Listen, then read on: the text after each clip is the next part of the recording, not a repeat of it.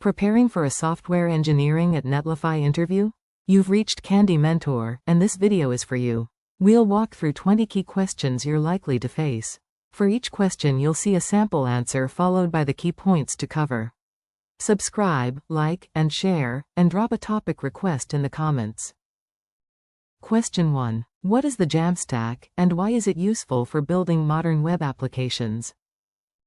Jamstack separates the front-end presentation layer from backend services and delivers as much content as possible through pre-built files and a CDN.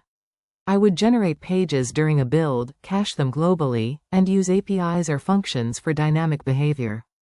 This improves performance, security, and deployment simplicity. It works especially well for content-heavy sites, but highly personalized or transactional applications may need server rendering or carefully designed hybrid architectures. While answering, define pre-rendering, decoupled front-end and back-end, CDN delivery, serverless APIs, security, scalability, developer experience, and situations where Jamstack is less suitable than a traditional server-rendered architecture. Question 2. How would you design a reliable continuous deployment pipeline for a Netlify-hosted application? I would trigger builds from protected Git events, install locked dependencies, run linting, unit tests, integration tests, and a production build, then publish only verified artifacts. Pull requests would receive isolated preview deployments for review. Production promotion should require appropriate checks and expose deployment status through logs and alerts. I would keep secrets outside the repository, retain previous deploys for fast rollback, and make every build reproducible. Make sure to cover source control triggers, dependency installation, reproducible builds, automated tests, previews, environment variables, artifact validation, rollback strategy, branch protection, observability, and secure handling of deployment credentials. Question 3. How would you handle cache invalidation when deploying static assets through a CDN? The safest approach is fingerprinting assets, such as app, ABC123, JS, and serving them with long immutable cache lifetimes. Each build creates new file names, so browsers and CDN nodes can retain old assets without conflicting with new code. HTML should have a shorter lifetime or be purged after deployment because it references the latest asset map. I would also monitor cache behavior and use targeted invalidation only when necessary. In your answer, discuss content hashing, cache control headers, immutable assets, HTML freshness, purge APIs, stale content risks, atomic deploys, and balancing cache hit ratio against deployment consistency. Question 4. When would you choose a serverless function over a traditional backend service? I choose a serverless function for short, stateless, event-driven work with variable traffic, such as form processing, webhooks, or lightweight API endpoints. It removes server management and scales automatically. I would avoid it for long-running jobs, WebSocket-heavy workloads, predictable high-throughput services, or code requiring persistent connections. I would design around time limits, cold starts, retries, idempotency, and external storage rather than local file system state. Be sure to mention workload duration, traffic variability, statelessness, cold starts, execution limits, concurrency, operational overhead, connection management, observability, and when a continuously running service is a better choice. Question 5. How would you design an edge function that personalizes content without significantly increasing latency? I would keep the edge decision small. Inspect a region, language header, or signed cookie, then select among already cached variants. I would avoid synchronous calls to a distant database because they negate edge latency gains. If personalization requires data, I would use a replicated low-latency store or return a generic shell and hydrate client-side. Cache keys must include only necessary dimensions, and sensitive decisions must use validated, privacy-conscious inputs. Focus on request locality, lightweight logic, cache variation, headers, cookie handling, origin calls, privacy, deterministic behavior, fallbacks, and preventing personalization from destroying CDN cache effectiveness. Question 6. How would you design a globally distributed deployment platform for static sites? I would separate the system into build workers, durable artifact storage, a deployment metadata service, and globally distributed edge delivery. Builds would produce immutable, content-addressed artifacts, while publishing would atomically switch a site alias to a validated version. CDN nodes could fetch missing objects from replicated storage. Rollbacks would update that alias to an earlier artifact. I would isolate tenants, enforce quotas, and design control plane failures so existing sites continue serving. Cover build isolation, artifact storage, content-addressed assets, replication, CDN routing, atomic publishing, rollback, tenant boundaries, deployment metadata, regional failure handling, and consistency expectations. Question 7. What are the benefits and risks of preview deployments for pull requests? Preview deployments let reviewers test the exact code built from a pull request instead of relying only on screenshots or local environments. They improve feedback for UI, routing, and integration changes. The risks include leaking secrets, exposing private data, consuming resources, and leaving stale environments behind. I would use sanitized data, restricted credentials, automatic expiration, access controls, and clear labels showing that a preview is not production. Discuss isolated environments, faster feedback, realistic integration testing, secrets, external services, resource cleanup, access control, production data protection, cost, and preventing unreviewed previews from becoming persistent infrastructure. Question 8. How would you build a reliable webhook delivery system? I would persist each event with a unique identifier, sign its payload, and deliver it asynchronously through a durable queue. Failed requests would retry with exponential backoff and jitter, then move to a dead letter state for inspection or replay. Consumers must deduplicate using the event ID because delivery is at least once. I would record response codes, latency, attempts, and endpoint health, while documenting that ordering is not guaranteed unless explicitly supported. Make sure to cover signed payloads, retries with exponential backoff, ID impotency, delivery status, timeout limits, dead letter handling, ordering assumptions, replay support, rate limiting, and observability. Question 9. How would you protect tenant isolation in a multi-tenant developer platform? I would treat every site, team, and deployment as an authorization boundary, validating ownership server-side on every operation. Build jobs should run in isolated environments with restricted file system, network, and runtime permissions. Secrets must be scoped to the appropriate site and environment, never exposed in logs. Quotas and rate limits reduce noisy neighbor and abuse risks. I would add audit trails, encryption, dependency scanning, and regular isolation testing.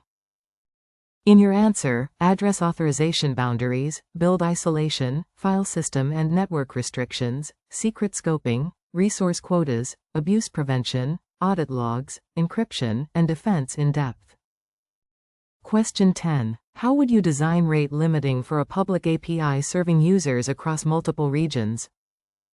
I would use a token bucket keyed by an authenticated account, with separate limits for anonymous traffic and expensive operations. Regional enforcement provides low latency, while a globally coordinated limit is needed for strict account-wide quotas. I would return clear limit and retry headers, smooth bursts, and avoid trusting arbitrary client IP headers. If the limiter is unavailable, the safest behavior depends on endpoint risk. Sensitive operations should fail closed. Discuss identity keys, token bucket or leaky bucket algorithms, distributed counters, regional versus global limits, burst handling, fairness, response headers, fail open choices, and protection against spoofed client identifiers. Question 11. What observability would you add to a deployment and hosting platform? I would instrument the control plane, build pipeline, and delivery path separately. Core metrics include build success rate, queue time, deployment duration, cache hit ratio, origin latency, error rate, and resource saturation. Structured logs would include site, deployment, request, and correlation identifiers without secrets. Distributed traces help connect a user request to an edge decision and origin call. Alerts should indicate user impact and link directly to practical runbooks. Be sure to mention structured logs, metrics, traces, deployment health, build duration, CDN latency, error rates, saturation, correlation IDs, dashboards, alert thresholds, and actionable runbooks. Question 12. A deployment succeeds, but users receive a broken site. How would you investigate and respond? First, I would confirm scope using error rates, synthetic checks, and affected routes, then roll back to the last known good immutable deployment if users are impacted. Next, I would compare build artifacts, environment variables, dependency versions, and CDN responses, reproducing the failure across browsers and regions. I would communicate status and mitigation clearly. After recovery, I would document the root cause and add a test, validation step, or monitoring signal. Focus on incident containment, rollback, reproduction, deployment comparison, browser and CDN evidence, dependency changes, logs, communication, root cause analysis, and preventive actions after recovery. Question 13. How would you improve the performance of a JavaScript-heavy web application? I would begin with real user and lab measurements, focusing on LCP, INP, CLS, and root-level bottlenecks. Bundle analysis may reveal oversized dependencies, so I would split code by root and lazy load non-critical features. I would optimize images, preload only critical resources, minimize hydration work, and serve assets from a CDN with effective caching. Every change should be validated against representative devices, not just a fast development laptop. Cover performance measurement, core web vitals, bundle analysis, code splitting, lazy loading, image optimization, preloading, caching, server rendering, hydration cost, and avoiding premature optimization. Question 14. How would you secure authentication and authorization for a serverless web application? I would keep session credentials in secure, HTTP-only, same-site cookies where appropriate, validate them on every protected server-side request, and enforce authorization based on resource ownership. Client-side guards improve experience but never provide security. I would address CSRF, XSS, token expiry, refresh rotation, secret storage, and rate limiting. APIs should return only permitted fields, and sensitive actions should produce audit events for investigation. Discuss secure cookies, token validation, session expiry, CSRF, XSS, least privilege, authorization at the API boundary, secret management, refresh flows, auditability, and avoiding trust in client-side checks. Question 15. What database challenges arise in serverless applications, and how would you address them? Serverless invocations can create too many database connections because instances scale independently and disappear unpredictably. I would use a serverless compatible database, connection proxy, or carefully bounded pooling, while keeping queries short and indexed. Transactions should cover only necessary work, and retries require idempotent operations.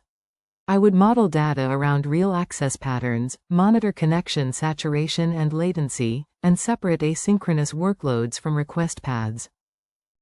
In your answer, explain connection exhaustion, stateless execution, pooling or proxying, latency, transactions, retries, idempotency, indexing, schema evolution, and choosing databases suited to access patterns. Question 16. How would you reason about consistency when content is deployed globally? I would make assets immutable and identify a deployment through a versioned manifest, then atomically update the site alias to that version. Some edge locations may briefly serve older content, so I would define and communicate the propagation guarantee. HTML and APIs may need different cache policies. For strict workflows, I would provide deployment status and verification checks rather than pretending global invalidation is instantaneous. Make sure to cover eventual consistency, propagation delay, atomic aliases, versioned assets, stale reads, user expectations, cache purge behavior, and distinguishing content correctness from deployment metadata consistency. Question 17. In JavaScript, how would you prevent asynchronous work from causing race conditions in a UI? Suppose a search box sends requests for net, and then Netlify, the first response may arrive last. I would debounce input, attach an abort controller to the active request, and ignore any response whose request ID is no longer current. Component cleanup should cancel pending work. I would also represent loading, success, and error states explicitly, preventing stale data from overriding newer state. This makes asynchronous behavior predictable. Discuss stale responses, cancellation, request identity, debouncing, state ownership, loading states, error handling, cleanup, abort controller, and ensuring only current results update the interface. Question 18. What testing strategy would you use for a web platform with continuous deployments? I would use fast unit and component tests for business logic and rendering, integration tests for APIs and storage boundaries, and a smaller end-to-end suite for critical deployment and publishing flows. Contract tests protect service integrations, while accessibility and performance checks run against preview deployments. Tests need isolated data and deterministic environments. I would quarantine genuine flakes quickly, but investigate their causes rather than simply increasing retries. Cover unit, component, integration, contract, end-to-end, accessibility, performance, security, preview validation, flaky test management, test data isolation, and selecting tests according to risk. Question 19. How would you migrate a monolithic application toward independently deployable frontend and backend components? I would first identify stable business boundaries and extract one low-risk capability behind a versioned API.